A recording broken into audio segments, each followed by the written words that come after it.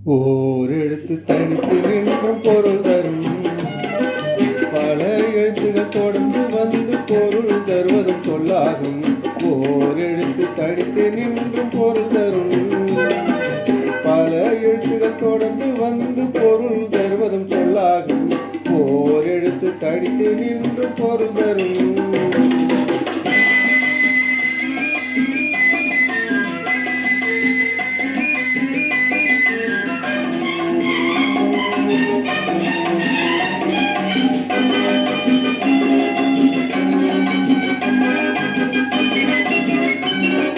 மொழிப்பதம் கிளவி அவை சொல் என்னும் பொருளாம்.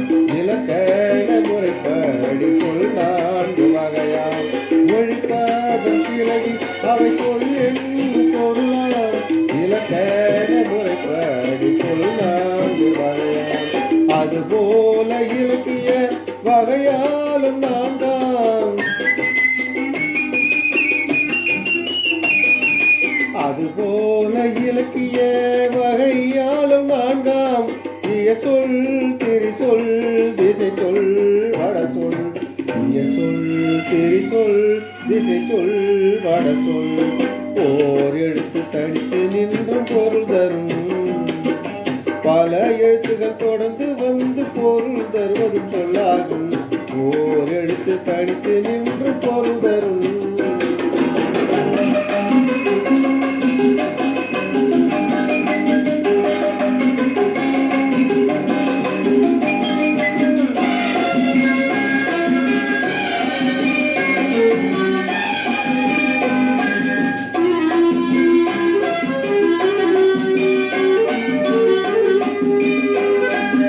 எளிதில் பொருள் விளங்கும் சொல்லேய சொல்லாம்.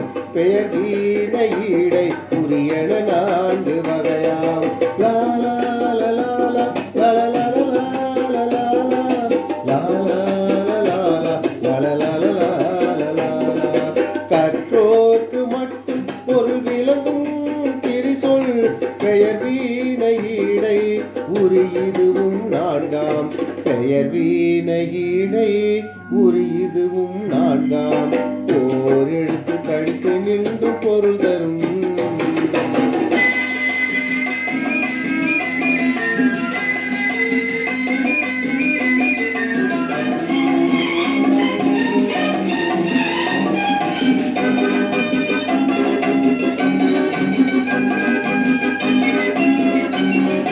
பிறமொழியில் இருந்து தமிழில் வழங்கும் சொற்கள்.